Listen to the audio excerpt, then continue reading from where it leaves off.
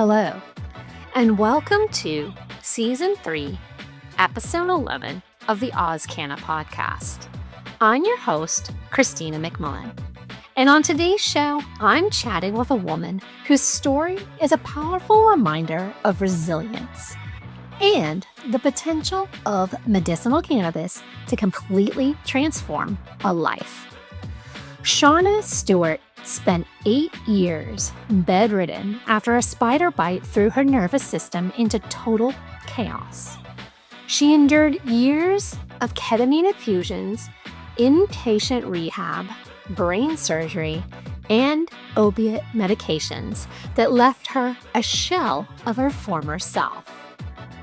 But when a hospital GP casually suggested she look into medicinal cannabis, Sharna made a choice that changed everything. And for the first time in years, she could stretch, breathe, speak, and feel like herself again. Now, Sharna is speaking out for other chronically ill and disabled people who feel invisible within the system. She's living proof that cannabis can be more than just a medication. It can be a lifeline. Before we dive in, if you find value in these conversations and want to keep the podcast going, you can now support me over at buymeacoffee.com/AusCannaPodcast. Every little bit helps keep these stories lit. Literally. And figuratively.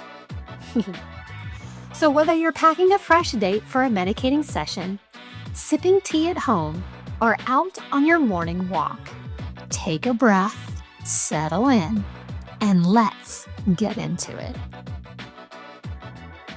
You ready? I'm ready. Let's do this. Okay, here we go. What's something people always get wrong about you? I think that a lot of people think I'm extroverted.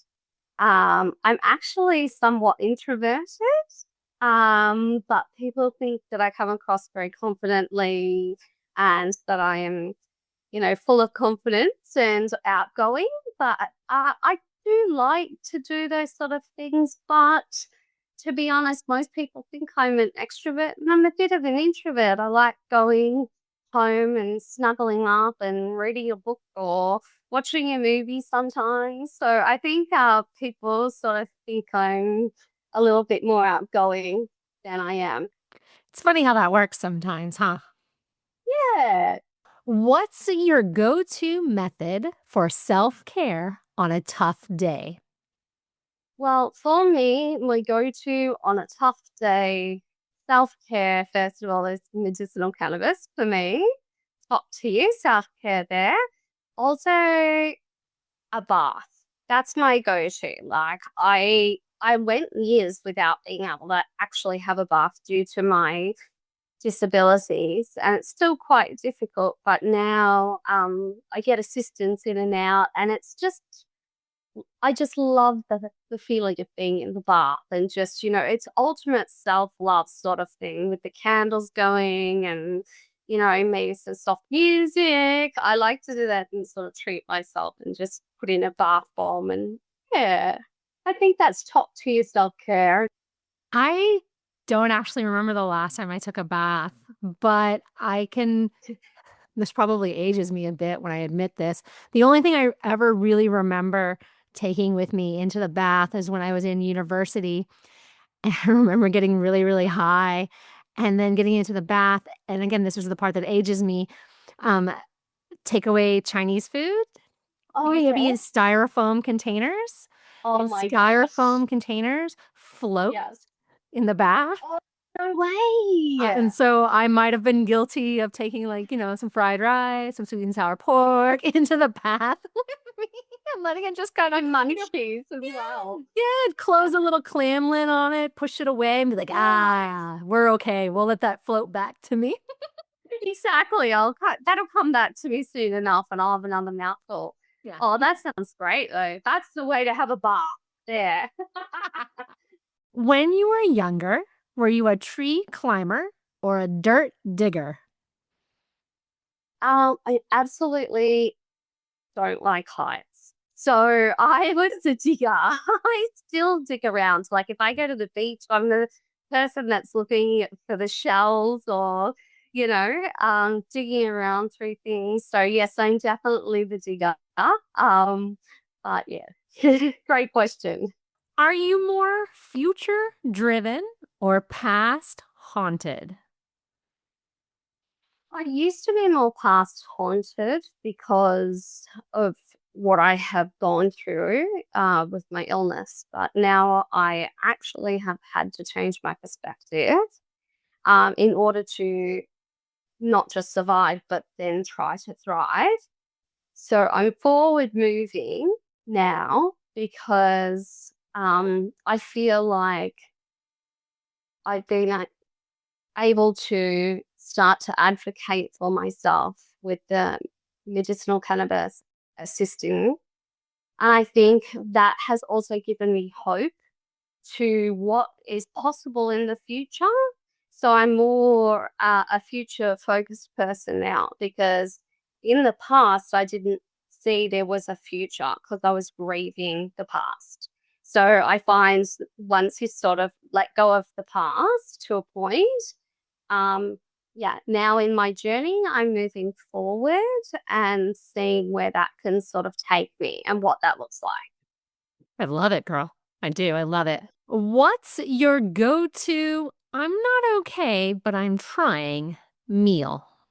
Um, ooh, I would have to say that would be something like a Palmer for me. Like I'm trying to be good, but I also want to have a little taste of the chips and the salad. And you want to taste of it. I may not eat the whole thing, but that's my sort of go-to. If I'm trying to be good, there's still some protein and some salad, and there's a little naughty chips. So, you know, that's a comfort food, I guess, for me. What's your chaos song? Oh, okay. It's probably not going to be a very nice song. Um, Sometimes I have that whole, I just want to watch the world burn moment. And I don't have them often, but if I do, I tend to either go back to like Link 182. That's what I used to go back to, sort of there, like damn it, or um IDGAF. I don't know if you know what that stands for, but use your imaginations. And it's by I think it's Dua Lipa or one of the big artists, and it's a bit of a F you to the world some days. All right. So, last question. If you had a superpower that only worked while you were high, what would it be? I think it could be flying.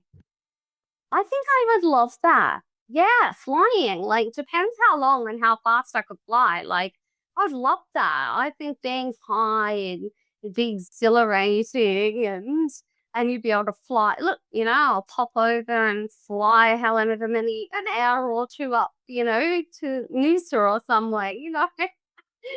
And then by then my high would probably wear off. So I'd have to have another one to get me back, you know. But I think flying it is for me, definitely.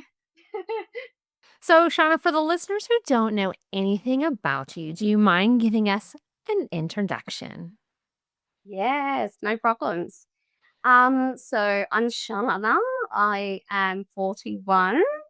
I suffer from chronic illness. So I suffer with fibromyalgia, chronic fatigue syndrome, endometriosis, gastroparesis, and mental health issues, along with a few other things. Um, I was a normal functioning person, an adult, fully functioning up until I was 29. And when I was 29, I had an incident with a spider that bit me and it had a neurotoxin in it. And that actually caused me to practically become, I was paralyzed from the neck to the legs down. And then from there, I have spent the last 12 years, I got diagnosed within 6 months of having these diseases, the fibromyalgia and the chronic fatigue syndrome. Um, yeah, I was diagnosed and I was told that, I was going to be on opioids for the rest of my life. And that was 12 years ago. So since then, I've had a lot happen. So what I've been doing is I've been trying to share bits and pieces about my life and the journey with fibromyalgia and myalgic encephalitis, which is also known as chronic fatigue syndrome. So I've been trying to um, help others understand where to go from when they receive the diagnosis of fibromyalgia. So now I've pretty much dedicated the last 4 years to trying to educate and even learn more myself about my diseases, because from the day I was bitten, I was bedridden for 8 years. So 8 years is a long time. And it wasn't as if I was just bedridden with fatigue. It was excruciating pain, which meant that I actually was on a lot of opioids and medications, and I couldn't speak properly, couldn't look after myself. And so what's changed? I have quite a long story, but what has changed in the last 4 years with a lot of work is my outlook. The medicinal cannabis is a huge component to my daily life. Currently, I also have a neurostimulator that's that stems from the brain stem down to the bottom of my feet to remove, well, not remove, to replace some of the pain, the nerve pain, with tingling. And so, look, basically I'm a chronic illness patient, chronic pain patient who has just been basically and fighting to get better and trying new and different treatments to continue to see if we can either get get some more permanent relief, pain relief, and also being able to access that and what that looks like. So I've now, basically become an advocate now for these diseases and for medicinal cannabis. So as a person, that's sort of my passion, I think, is making sure that people don't have to go through what I experienced without forewarning or understanding of what's happening, because it can kill people, these sorts of diseases, because people take their lives. So yeah. Um, I was going to say, take me back to what it was like having those first conversations with your healthcare team, because they've basically told you you're going to be on opioids. You're basically going to be bedridden. There's nothing we can do for you. What was the first conversation like with them when did you bring up medicinal cannabis, or did they come to you and say, you know, you've, like, we know when we go through the process, we have to say we've tried all these other things and they didn't work, and that's why we would like to try medicinal cannabis. Did your team come to you, or was this a conversation that you had to bring up with them? well, that's a really good question. It's a conversation that I had to bring up with them. Look, the diagnosis came within days of coming out of the hospital after being bitten. I was sent by my GP because I was in so much pain. I could barely move. I was struggling and I was completely alone. So the GP said to me, "You need to go and see an inner medicine specialist today." And I know exactly the guy I'm going to ring up and get you in. So she did that. I went in. He did a summary of tests. They looked at everything. They did blood tests, they did MRIs or past MRIs and things like that, to sort of see what was going on. And I got the diagnosis then and there on the spot, because there are tests that you can do, and my blood cell count, it was showing. And there was previous what would I call it, comorbidities that I had suffered as a child that had now developed into this. So I was told on the spot that I would never work again, that I would never be the same again, that I would have this for the rest of my life. So with that, they said technically the government, to consider it a chronic illness, and that we need to, and a chronic pain condition, we need to watch it over a 3 to 6 month period, and then they'll decide if it's permanent or whatever. So that was overseen by the medicine specialist. While I was waiting for that period, I was still in complete and utter pain, like my body was on fire with the nerves. But they kept medicating me, and I went to several different specialists, and not only medicine specialists. I went to an immunologist, a rheumatologist, a neurologist, and all they kept giving me, because this was 12 years ago, mind you, fibromyalgia and chronic fatigue syndrome wasn't taken seriously. So these doctors kept just feeding me the opioids, basically. They were, and if I had have known then what I know now about the opioids, it would be a very different story. But to answer your question, I went through 6 years. I met a pain specialist a year later. Then I went through 6 years of ketamine infusions. So I would have a ketamine infusion every 12 weeks. Every year, 7 days I would be on the ketamine, non-stop. It would hallucinate, like it's a very strong drug, but I would have relief. However, it was only temporary, so it wouldn't kick in for 10 days, and then it would only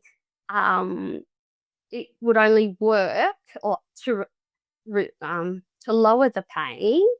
It would only work about 20%, or sometimes it would do 50%, and then I'd get a lucky time where it would take 60%. That was the max. But it was having such a toll on my body, though, because of the chemicals, potassium, oxycontin, tapentadol, all that. So in the end, I actually got really over it. I was like, I can't keep doing this. I started losing some hair. I was ballooning out from the steroids. And I was like, this is just no quality of life. I can't do this. So I actually had a conversation with my pain specialist, because that was when they were talking about medicinal cannabis becoming available in Australia. So I had that conversation with my pain specialist. My pain specialist laughed when I mentioned the medicinal cannabis. Now, this is a very, very well-known pain specialist who's now retired. Hope he hears this. But he turned around and he laughed, and he said to me, "Oh, you can try it, but it won't work." He said, it's just people just want to get high. And I was like, really? And he's like, "Oh, yeah. I said, "Do you prescribe it?" And he's like, "Well, no, I don't prescribe it." So I was sort of deterred, to be honest, because of what he had said, but I didn't let it go. So I happened to be in hospital, and I happened to have a conversation with just a regular GP. And the GP was the one who said to me, "Have you considered medicinal cannabis?" So this was like 6 to 12 months later. So I was like, absolutely. But no one really wants to have the conversation because of the stigma and things. So he said to me, "Look, I highly recommend you go, and I'll write you a referral." So he wrote me a referral. I went and contacted one of the suppliers. I've been through so many now, I can't remember which one was which. And that's then, so that was 4 years ago. That's when I first was able to access medicinal cannabis.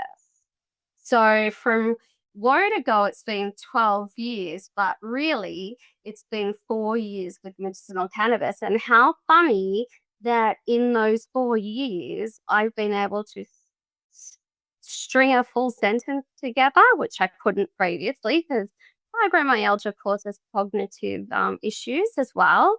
So short-term memory loss, you can have some long-term memory loss as well. But it was like, so there was a good 8 years where I was bedridden, and now I can take the vape and have the medicinal cannabis every few hours. And on a good day, I can sit up and have a conversation like we're having, and that was when the ball started rolling. So that was 4 years ago. And yeah, I haven't stopped now since. And it's that's one of the best things that's ever happened to me since I've been unwell. Yeah. Out of curiosity, did you have any experience with cannabis before, or are you somebody who genuinely, like, from the, like, your first experience was getting it medicinally through a doctor, through what's the word I'm searching for, through the Government, yeah, like, did you have government system. yeah, through the government system. Did you have any experience with it before? Did anybody like give you a little to try before? Or like, because I'm fascinated by the fact that one, your pain specialist, who's clearly given you everything under the sun, who knows that you're trying everything under the sun, laughed at you and was like, oh, it's not going to work. And no, I'm not going to prescribe it for you. That Yes. I don't want to say that blows me away, but that is a stigma that's got to stop, right? But the other thing is uh, um you're like a success story in the sense that if you're somebody that's coming in who literally who accessed it through the government system, and now you're sitting here saying, I spent 8 years and I couldn't do this and I couldn't do that and I couldn't do this, and now over the last 4 years since accessing this, my life has changed dramatically and my quality of life has changed. Like, you're a success story, girl. Oh, you're very sweet, Christina. Um, Look, I share it because I mean, it's hard for me to be vulnerable and share these sorts of things, but I think I do it because I don't want other people to suffer. I want them to have the same sort of success story where, and it is a success story, I guess. So thank you in the sense that, I never gave up believing that I can get something that I'm not going to have to be in this 10 out of 10 pain for the rest of my life. Like, I'm still daily, constantly in pain, but it's managed to a point where I can actually get out of the bed. I do have help with things around the house, and I do need that and personal things. But compared to what I was, where I was bedridden, like you said, it's insane the amount of like the difference. And that's why I'm so passionate about it, because I do get really frustrated when I hear people say, oh, well, it's not going to work for you, or it's not going to do this, or it won't help. You don't know until you try these things. And it's not just these things. It's medicinal cannabis, and it's been proven. It's been proven to be effective on chronic pain. I mean, that's what blows me away as to why it's illegal, which is a whole nother thing, because it's just absurd, because this plant can make such a difference to people. I'm talking not just me, like, but people with autoimmune disorders, inflammatory issues.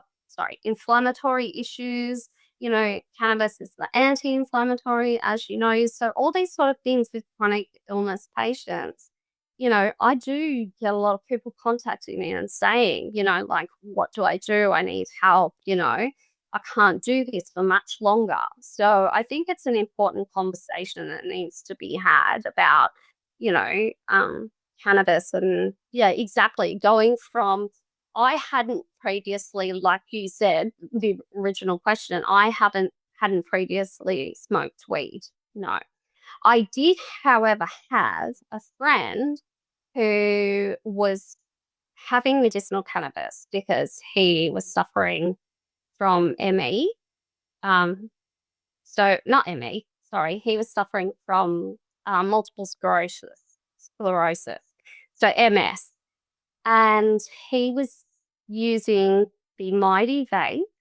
And I went over to his house and to catch up, and he said, because he said he has pain in his feet and so on and so forth. I don't want to go into that too much because it's his story.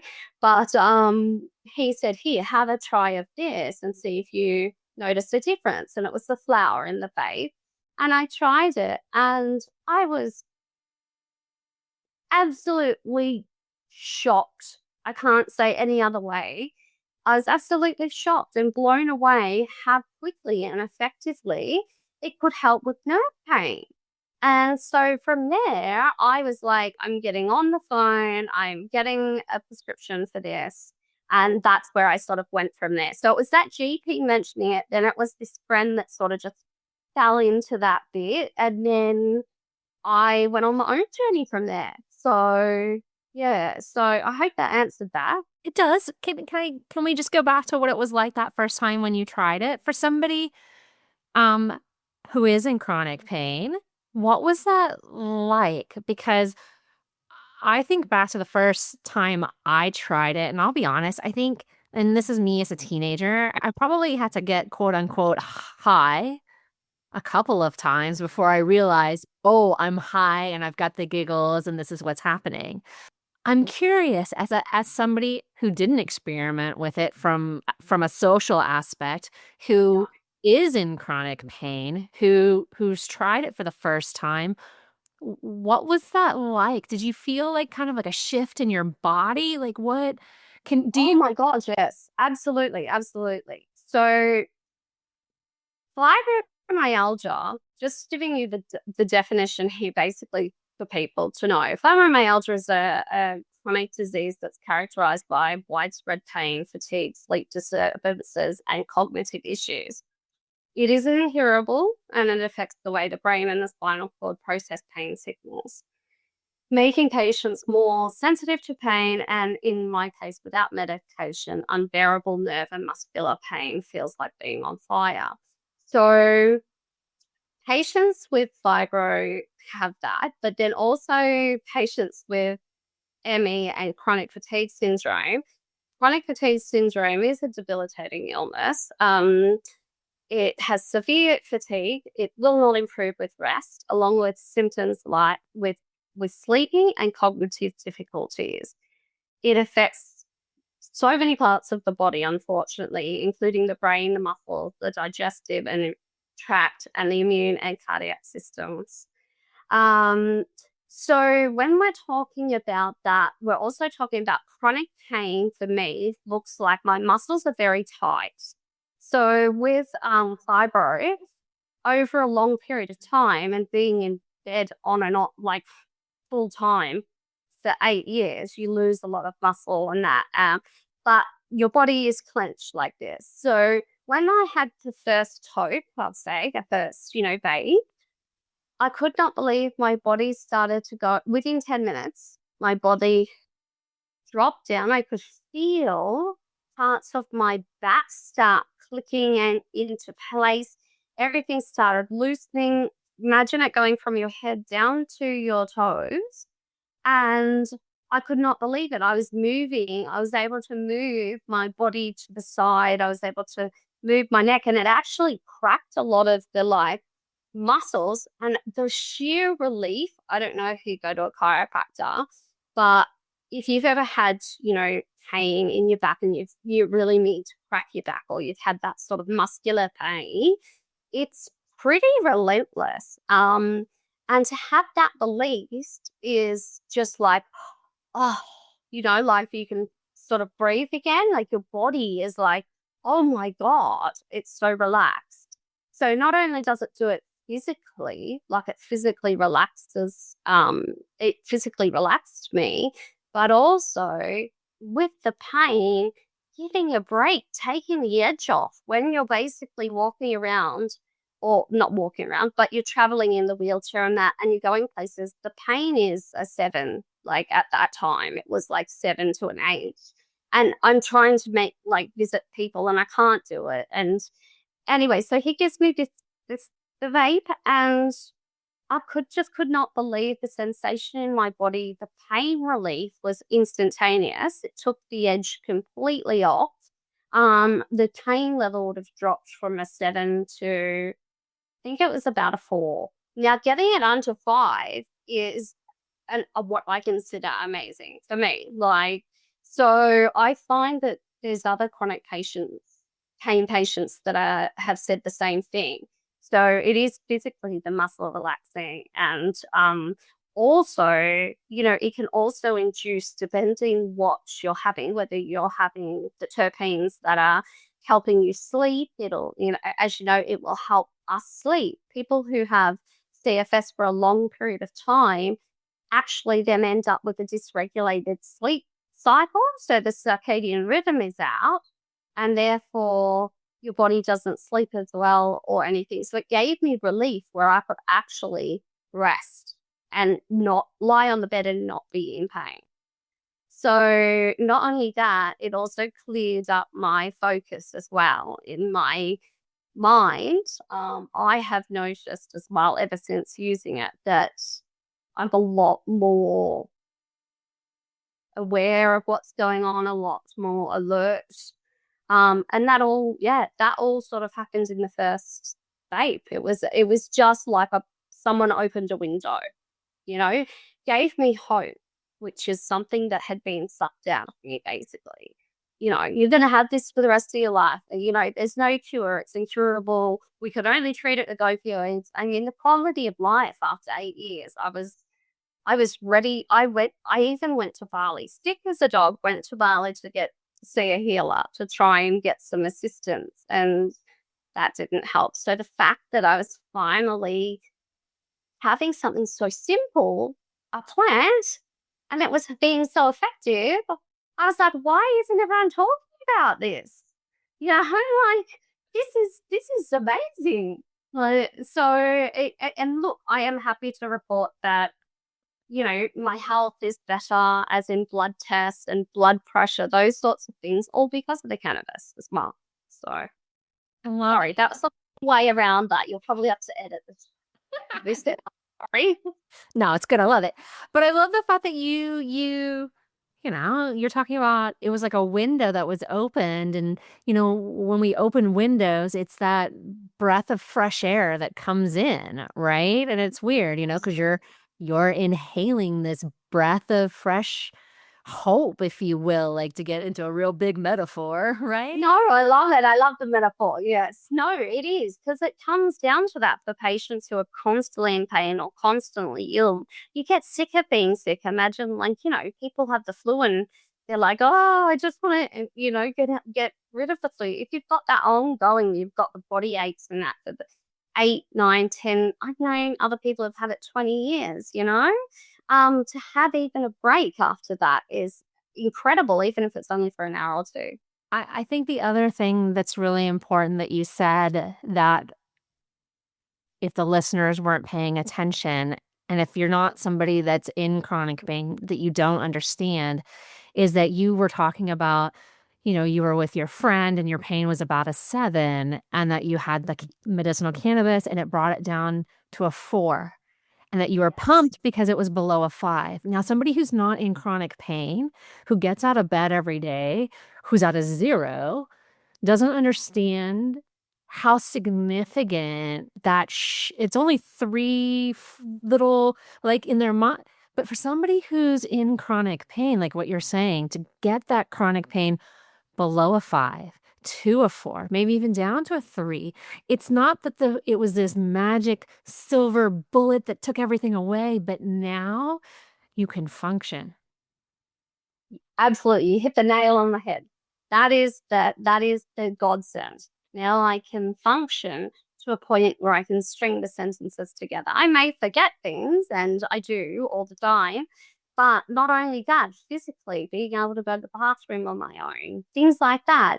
People don't sort of understand until they're either incapacitated themselves or they have a family member and they're close to that family member and see it. It's unfortunate, and that's why I'm trying to just raise the awareness, because I know there's a lot of people out there that are too shy to come forward and too shy to sort of correct the doctors or to say, I want to get a different opinion, or because some people, I mean, look, I worked in the hospital industry for over 20 years, so in different roles, in administrative roles, but I've seen a lot, and I think, patients do need to, unfortunately, try to advocate for themselves or get a family member or a friend to help them, because cannabis has changed my life. Now, that's my story, but everyone I've spoken to who has said the same thing, who has had similar, feelings,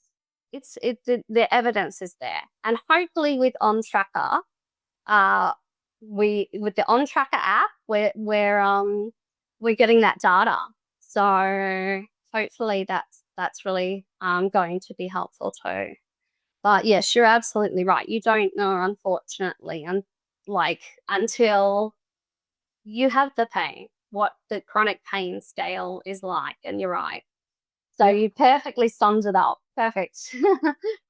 Yeah, no, shameless little plug there to Chad and the On Tracker team. I know. Chad's great though, and the team. I know. But Shameless plug. shameless plug, and I can admit, oh, I should use the app more than I do. I'm guilty of it. I'm guilty of it. But if you, Same problem.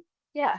I do believe now, and I will drop it in the notes, but I do believe now that with the latest update that you don't have to be in a clinical trial anymore. Now you can access all of the options in the app, whereas before you had to be kind of invited in because you were part of a trial, right? Whereas now I think it's open to anybody. But Oh, I will I'll drop it in the show notes because love that guy, and I love what the team, and I love what they're doing over there. And at the end of the day, it's all about gathering that real world data. I do want to talk about the fabulous stuff you're doing in the advocacy space, but just to circle back with real world data and things that are working for you, and because I personally am big on terpenes, you briefly touched on it, but you didn't really say. Out of curiosity, have you found any particular terpene profiles that really work for you, that you kind of lean into more than others? Because I'm always curious about things like that. well, yes. Look, I think for me, I go for the more chronic pain based terpenes, but I'm a fan of a lot of different terpenes, but they do predict sort of what I'm going to try. So one of my favorite is I never know how to pronounce it, the linalool. Well, the Linalool? linalool, that's one of my favorites. I like to go for anti-inflammatory properties. So anything that's, anti-inflammatory, that can assist with cognitive, memory, those sorts of terpene profiles are the ones that I look at. As I've been like in the industry and like watching, people and learning from people like Kyla, kind of curious, another plug there, but she has broken down the terpene profiles, and you do as well in your reviews. And I find that really helpful now, because I actually am trying to match up the terpene profiles with what suits me. So I'm not very good with all the names and pronouncing them at this stage. But it's stuff that I'm looking into now. So yes, but terpene profiles I do like to take into account. Like I've had a look around and had a look at different ones, and so depending on how I'm feeling, I'm trying a few. So, but yeah. So I have now changed to looking at the terpene profiles and not just sativa indica. I do think it does take a while to figure it out, right? It does take a while. But if you take the time to really even if all you did was write down the name of your flower, write down the top 3 terpenes in it, and write Yes. down the top 3 feelings or effects that you got from it, and that's it, that's all you Yes. did, and then you did that for a handful of flowers, you would start to see patterns even if that's literally all you wrote down was, what did I say? Like 6 things, the name of the no, sorry, 7 things, the name of the flower, 3 terpenes, 3 effects, 7 things, that's it. Exactly. That's a really good way of putting it, actually. And for people like myself, like I still am learning. Absolutely. Like I can't even pronounce the beta carolophyllene or that one. I'll tell you a great story. I love Paul. I miss him bunches. Good old Paul from our catch up. But I mispronounced. I used to call it mycerine, Ah, yeah, that's another right? one. And God bless Yeah. Paul. One day he was like, I've heard mycerine too. yeah, he was like, "Hey, just so you know, it's myrcene." And I was like, "Huh?" And he was like, "It's myrc." I mean, God, like I said, it was just the two of us. It's not like he could like call me out in front of a bunch of people, but bless his heart, he was like, "Ah, yeah, it's myrcene, not myrcene." I was like, "Oh, good to know, because it looks like mycerine." He's like, "Yeah, yeah, but it's myrcene." Nursing. See, I wouldn't have got that either because yeah, the names. Yeah. So but it is, yeah, like I said, I'm still learning. So, but I'm finding that I think that's a fantastic suggestion, doing the three and then the flower. So I think that's something I'm going to do that myself. No, because a lot of people are like, "Oh, I don't want to do that. Oh, it takes too much time," or "Oh, I don't want to write this." But honestly, if you just wrote down again the name of the flower, the top 3 terpenes, and then, like I said, just the 3 things that it makes you feel, or right, like it's sleepy. Absolutely, absolutely. And that's the thing.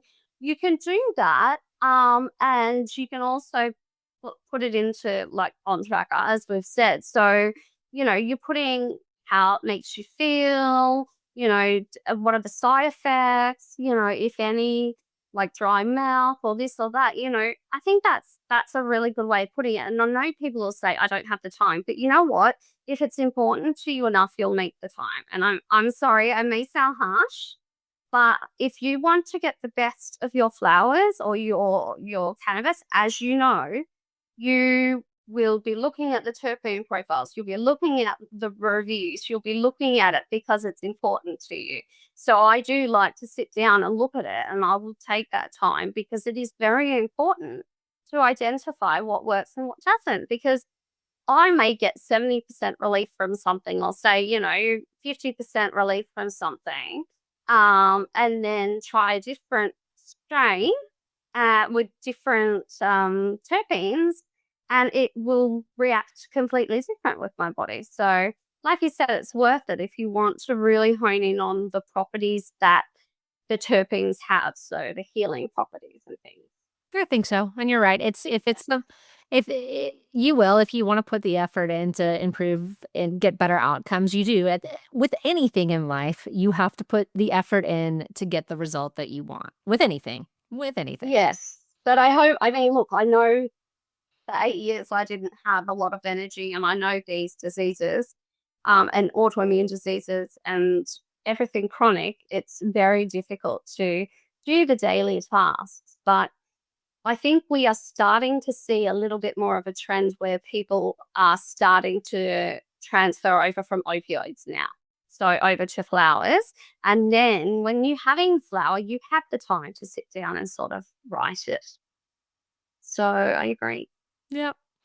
So let's talk about the fabulous advocacy work that you do. Was there one particular event that happened that made you say, "Okay, this is why I'm going to do advocacy. I need to tell my story," or was it kind of just something that just bubbled up underneath the surface and you were like, "If I don't do it, nobody else will"?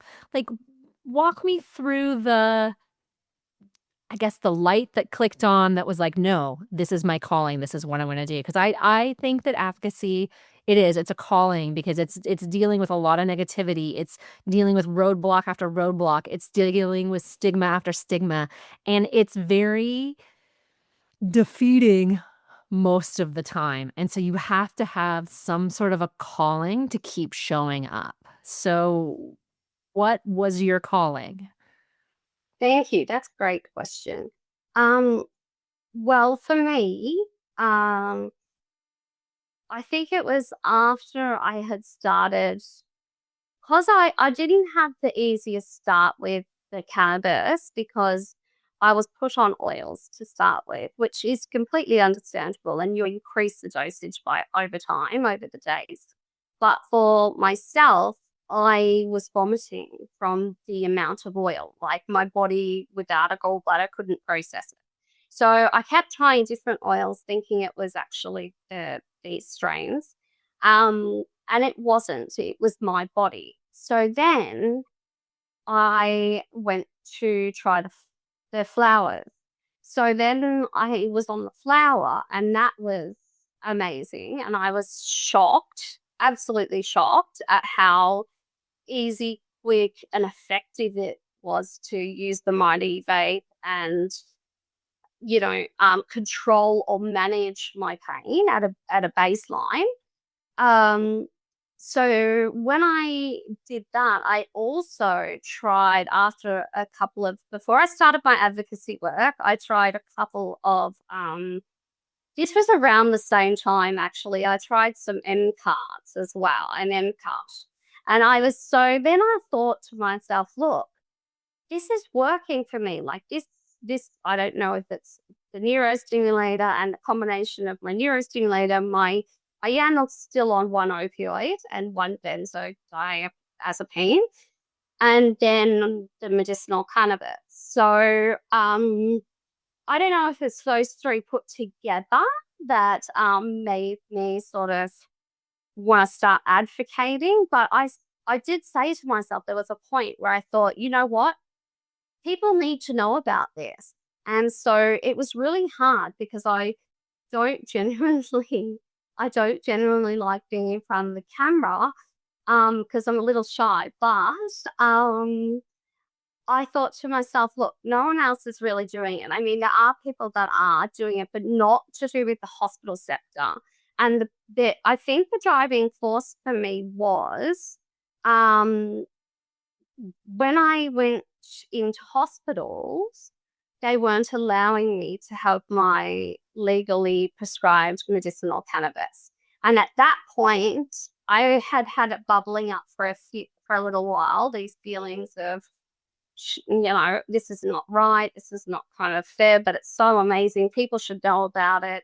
Okay, well, who's going to do it? Okay, I'll try and do it. So on the side, I started thinking, okay, let's do some advocacy work. So who's going to change it otherwise? So from there, I started their Instagram account, and yeah, it was basically just the pure fact that I wanted people to know about the plant, chronic illness, people in chronic pain, anyone suffering with diseases that it can help with. I thought, I've got to be there. I've got to tell people this actually works and try and be credible, because it's met with such stigma. I don't want people to just brush me off like, oh, she's a stoner, because that's that's how people still perceive cannabis, medicinal cannabis, even though it's completely different. And they have no real understanding. So I guess I was frustrated that that doctor had said that to me. Then he retired, and the doctor that had told me it wouldn't work. And then I thought, well, how many other people have you told it won't work? How many other patients who are going on that? But because I found with patients, sometimes they'll go to the clinics or whatever, they'll go so far, they'll get their products or whatever, but they just take the doctor's word for it on everything.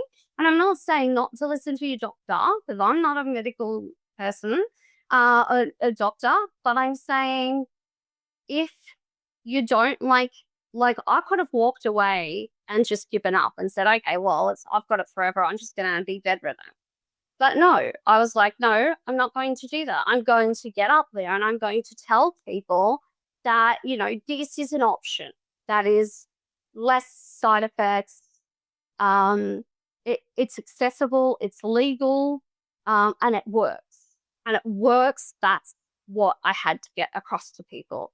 And also, I like to advocate for people who, like myself, I was sick for the 8 years. I didn't really have anyone advocating for me. So it's only when I started on the cannabis, I started to be able to think again a bit more and, gather myself. That's when I started doing the work, and I started trying to give my life, also it's trying to give my life some legacy as well. Like, I feel like I haven't been able to have children because of my disease. And I was at a point too when I was on the cannabis, I was like, look, I want to have a legacy. I want to be able to help people. And if that is, educating or forcing or enforcing, hospitals to have policies on ways patients can access their medication while in hospitals, that seemed to sort of, it syncs up with me because of my background in working for the Medical Board of Australia and the Medical Board of Victoria and the Dental Board of Australia. So I've sort of been in that industry.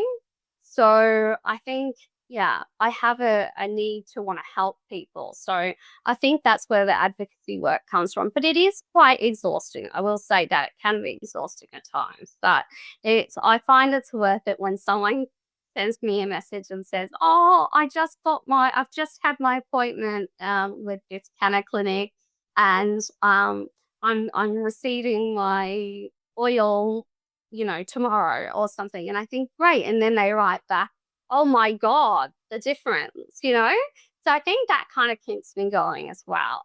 Hope that answers that without me rambling too much. Take me back to, because you said that you had gone back into the hospital. And so for people I know, because I follow you on Instagram, but for people who don't follow you on Instagram, you go back into the hospital periodically for treatment. And when you go into the hospital there in Victoria, they do not allow you to take your medicinal cannabis and your vaporizer with you.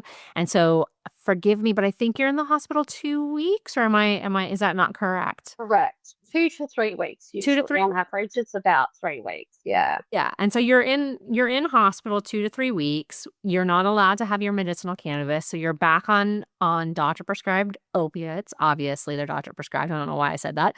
But what's it like? Because again, I follow you on Instagram, and right now, I don't do video, but I can see you on Zoom. Right now, you've got a lot of life in your face. Like, you're happy, your eyes are sparkling, Thank you. you're you're having a good day. Can I make that assumption? You're having a good day? Absolutely. I'm having a good day today, and Yeah. I'm up to date with my cannabis, which the continuum of the cannabis, which helps. But when I watch these videos that you put out on Instagram when you're in hospital, that spark that I see in you right now is 100% gone, right? Absolutely. Can you Yeah. so going into the hospital and then them saying, "No, you can't have your medication with you." What's it like transitioning back and forth, like, into hospital, out of hospital? Like, what's that gotta be? I I I 100% get why that would be the catalyst. Because again, I've seen you now night and day on Instagram, but for the listeners who haven't seen that, can you kinda describe a little bit what it was like in the hospital and why that was your calling, your catalyst of, "No, fuck this, I'm not doing it like this anymore. I'm gonna start speaking up." Absolutely. You're absolutely right. So going into the hospital, first of all, I start off with anxiety. That's the thing. About a week before, the anxiety starts to kick in of, oh, I know I'm going to have to come off my cannabis and then go on to opioids. And I know how opioids make me feel, the pain, the illness in the stomach, not being able to go to the toilet, all those sorts of things, let alone the pain. The pain amps up. So first of all, I get the anxiety, which is bad. And then on top of it, when I get there, the minute I walk in the door, I'm not allowed to have my cannabis. So I can't even bring it with me. So I don't even take it. So the thing with that is that it's not just one hospital. It's not just this hospital. It's all the Victorian hospitals. But their blanket ban, their reason for not allowing me to use medicinal cannabis or store it or go outside and use it is because they have a blanket ban on vapes. And secondly, they said that they didn't have time or the staff to go down with you to watch me consume it. Yes. And then on top of that, so that made me angry. So because the smokers are allowed to go out and have cigarettes out the front of the hospital, but I'm not allowed to go out there and have my legally prescribed cannabis, medicinal cannabis in my legally TGA approved vaporizer because of a blanket vape ban. They were for the nicotine vapes. This is a completely different thing. So this happens, yeah, like I said, every 3 months. I got into the advocacy stuff because I was like, this is not fair. And even so, the nurses and that were like, that's not fair. You can't take a chronic pain patient and take what's working for them away from them, put them back onto opioids that have already messed up their GI tract, that have already caused, side effects before, that no, I can't sleep through the night because of the pain. I look, the spark's gone because I start to decline because pain patients have the continuum of care. We want to keep that. It may be a 5, like anything above a 5, I'm uncomfortable. Below a 5, I'm grateful. Okay, so you have the line of the continuum of care, and stopping that causes me then to have to endure 3 weeks worth of all these side effects and miss some of the actual reason that I'm in the hospital, which is, some therapy sessions and things, because I'm too ill. And then to be discharged 3 weeks later, cold turkey, walk out those doors when I'm discharged, I can have my vape but then I have to go from having opioids for 3 weeks, just enough to get my body kind of dependent on it, and then cut me off cold turkey, and I have to go back onto cannabis. Then it takes another week or so for the cannabis to start, building with the baseline. So of my pain, and then eventually it'll even out again. But it's quite havoc, like every 3 months having to do that because and unfortunately that's the treatment I need, but I'm having this treatment at the cost of my quality of life just because the hospitals and the legislation in Victoria has not been done yet for medicinal cannabis patients. So it's not right. That shit blows me away. The rebel in me would be like, all right, well, I'm just going to roll a joint and go stand out front with the smokers and then look at everybody around and be like, I don't know who was smoking the joint. I'm just a smoker out here. What are you going to do? Little hand sanitizer in my hand. Now I'm going to come back inside. Prove it was me. I have had many people say that, but I do have a friend who was admitted and he's a regular at this hospital. And he is a medicinal cannabis patient, has his card. He does, he's lawful. He uses the Mighty Medic. He took him a joint and they searched his room for the joint because apparently he smelled like a bit of marijuana. So they checked the room. They couldn't find anything. Anyway, apparently that he went out to have have the joint. Someone saw him from the hospital, who was another patient, having the marijuana or the cannabis, and went back and told the nursing staff, and then he was banned from the hospital. That's how serious it is. That blows me away. That like somebody would take the time out of their day to go rat out a patient who was just like out there trying to find a happy place. Yeah, the poor thing. I was like, this is crazy. And this poor person suffered because someone else said something. I'm like, this patient, he may look like he's functioning okay, but he's not. But that's the You know, stigma that's he's going in to the stop. hospital for a reason. Yeah, we may look like we're okay. There's a saying, and it's a bit of a cheeky one, but it's a saying that someone in the spoony chronic illness community came up with, and it was, I'm sick, I'm not ugly. Like, so yeah, we're sick, you can't see it. You can't see my arms broken or my legs or how am I feeling. But on the inside, you can feel it. And then you're right. I'm much more happier when I'm on the cannabis like now. And this is a good day.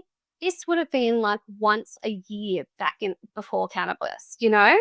So I couldn't string the sentences together. So I'm very, very grateful for cannabis, but the whole situation needs to change with the hospital system.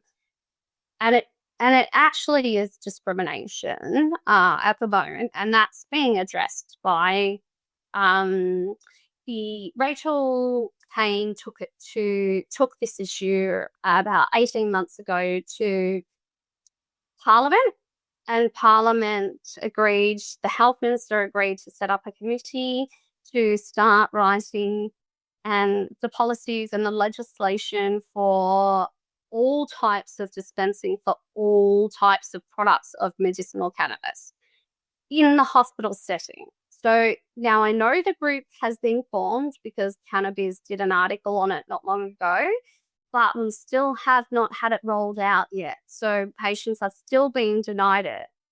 And there's multiple patients I personally know in the hospital, in the one I go to, and some others that are chronically ill, chronic pain patients, and they require cannabis, but they have to go on opioids. So it's not right.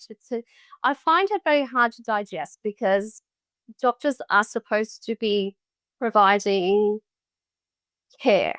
That is the prerequisite of their job. Like they have, they're caring for their patients. So the doctors don't seem to have a problem with it. It's the management and the upper execs. I say it all the time. I don't necessarily believe medicinal cannabis is the be all end all cure for everything. Like sometimes it gets, No. Yeah. but I believe beyond any shadow of a doubt that it improves the quality of life for patients. I believe that wholeheartedly. There's nothing that you can say to me that'll make me believe that from a harm reduction standpoint, that medicinal cannabis should not be embraced more. It is bullshit. It is. They could have passed this a long time ago. It's just being, and I am frustrated with it, to be honest, because there's only so much when I'm in there. Sometimes I get so unwell that, my thoughts then start to deteriorate as well around my quality of life. And I start to, go down mentally, emotionally, physically. And, I think if it was if it was the health minister's family member or someone they knew or the politician, the people in Parliament knew, the high ups, then it would have been changed a long time ago. But because patients are just accepting it because they don't have the energy to fight it back. And it does take energy. It takes time and energy to fight this. And I just don't understand why it hasn't been passed already.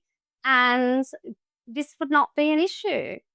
And if we legalized cannabis, this wouldn't even be an issue either. Because then I'd be able to go out and smoke like all the smokers. Yeah. Oh, girl, that's a whole nother can of worms. But I'm just saying, at the end of the day, I know. I do. From a harm reduction standpoint, I don't understand what we're dragging our feet on, right? Looking at you, Victoria, I am. Like, for real. It's like, it just seems so weird to me, right? Again, it could have been solved. I mean, sure, okay, let's drag it through whatever that we got to do, whatever checks and Yeah. balances. But you could have done it in 6 months. Again, we're not Yeah, asking for a radical change to the system. You got smokers that are standing right outside the door. Why can't I just, shimmy down a little further and have my vape? exactly, exactly. I mean, I even offered to like, you know, capsule them and everything because the capsules that come with stock and the Bizzle and the Mighty, and still there were just no go on it. So I feel like a little bit frustrated with the government in Victoria for not having worked on this and made it a priority for patients and patient care. It's actually cruel to a lot of patients, you know. It's very different to, you know, people think, oh, well, you must sleep through the night. No, no, no, no, no, no. That doesn't happen when you're feeling pain in your feet that, you know, you've maxed out your opioids, you've maxed out your anti-nausea because you're so sick all the time because the tablets are making you sick. Um, you've maxed it all out and you're lying there and I can't stop my feet from burning or my arms from burning and I am crying. You know, unfortunately that's the real side of it and it's really heartbreaking that it's taken so long. You know, I keep the faith, but some days I think, oh, it's just too much, you know? So I just, yeah, I find that the government needs to really get a shimmy on. Yeah. You know? It's heartbreaking because it doesn't have to be this way. That's why it's heartbreaking, right? There's no reason for it to be this way. Where can people follow and support your advocacy, Shauna? You can follow me at on Instagram. It's Fibro Advocate with the number one at the end. And also I am on Facebook. So that is the personal account. So I'm actually going to start turning it into a more commercial one. So, but otherwise, yes, I'm on Insta. I can be contacted. I'm very open to helping people who want more information about, you know, how to manage in, you know, in the system and with what's going on. You know, I'm here to support people. I just want people to know that, you know, you're not alone out there.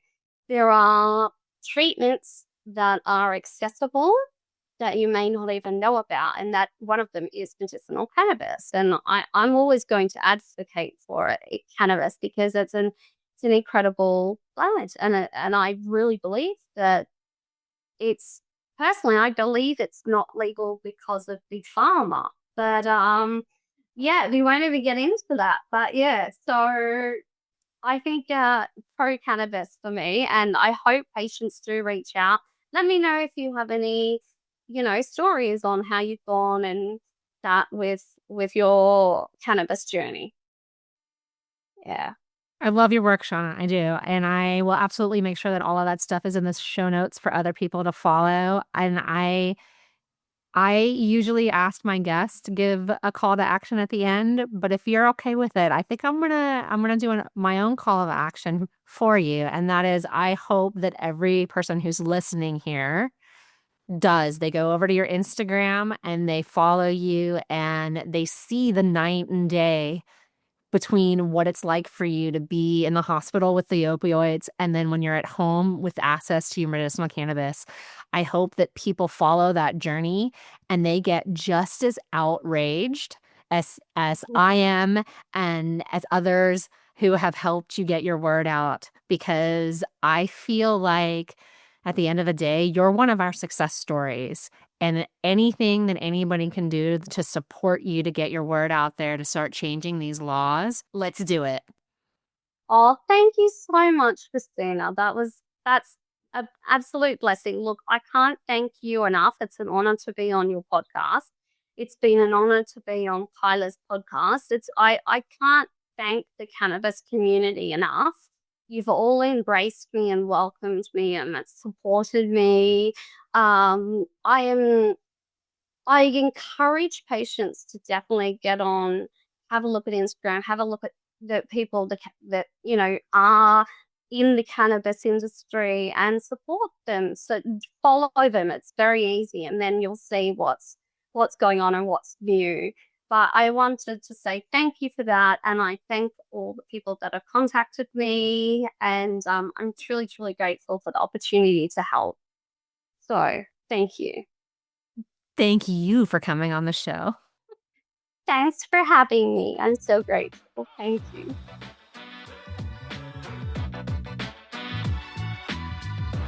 And that's a wrap.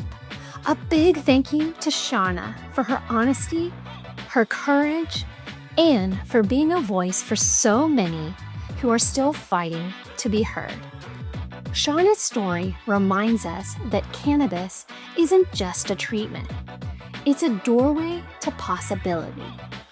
For those who've lost years to illness and pain, hope doesn't always come in a pill. Sometimes it comes in a flower. If today's episode resonated with you, please consider leaving a 5-star review or sharing it with someone who needs to hear it. These stories grow stronger with every listen and every share. If you'd like to support the podcast directly, you can buy me a coffee anytime at buymeacoffee.com/AusCannaPodcast. Every bit helps keep the mic live and the conversations free-flowing. Until we meet again, friends, thank you for taking time out of your busy schedule to listen. And remember, the most valuable math you can learn is the future cost of your current decisions.